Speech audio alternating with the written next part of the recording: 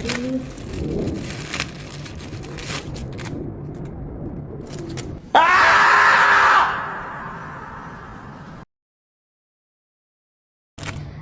lihatanlah.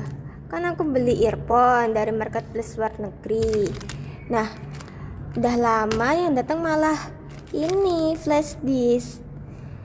Sellernya malah bilang itu salah ekspedisi dan mereka pakai hukum Inggris lah. Terus aku gimana? Masa harus ke London cuma buat komplain? Kesel deh.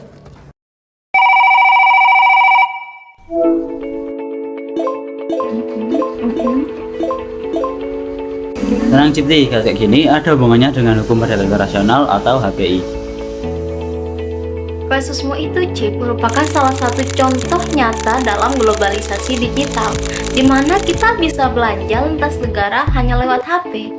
Tapi masalahnya, saat transaksi melibatkan dua negara, muncullah pertanyaan hukum. Yang pertama, hukum mana yang berlaku?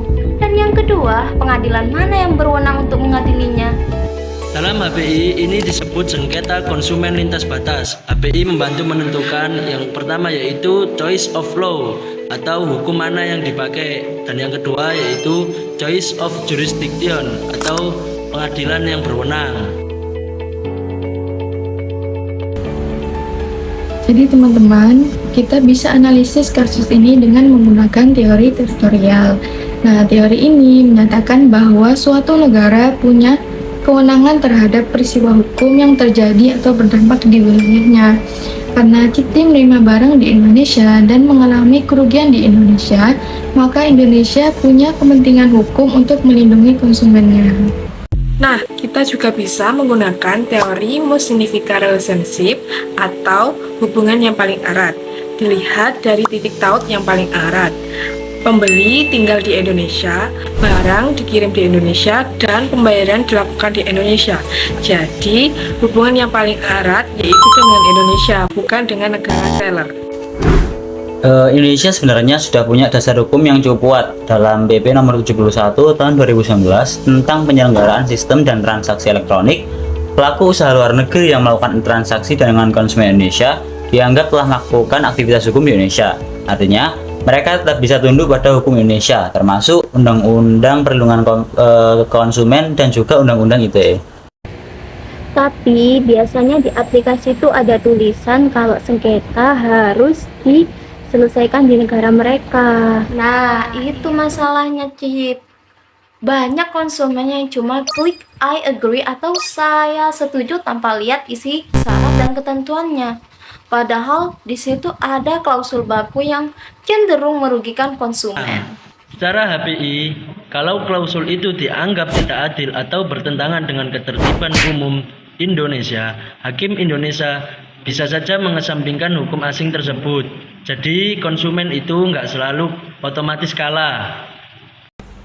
Jadi, meskipun belanja lintas negara, konsumen Indonesia tetap punya perlindungan hukum. Nah, yang sangat penting, kita harus lebih teliti sebelum bertransaksi.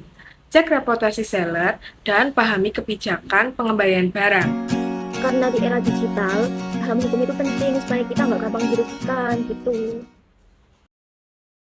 Kesimpulannya, belanja lintas negara memang tanpa batas, tapi hukum tetap ada batasnya.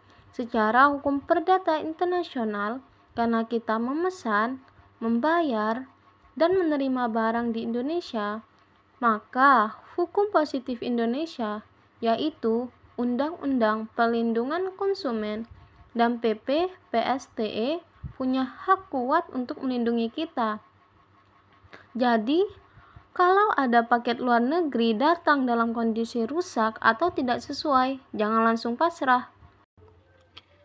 Yuk jadi konsumen cerdas di era digital dengan 3 langkah ini. Yang pertama, cek kebijakan. Jangan asal klik I agree, intip dulu aturan retur barangnya. Dan yang kedua, gunakan proteksi. Selalu aktifkan asuransi pengiriman dan jangan klik pesanan diterima sebelum barang dicek. Dan yang terakhir, berani lapor. Kalau seller nakal, manfaatkan fitur komplain platform atau adukan ke BPKN atau YLKI. Hukum yang baik adalah hukum yang dipahami masyarakat.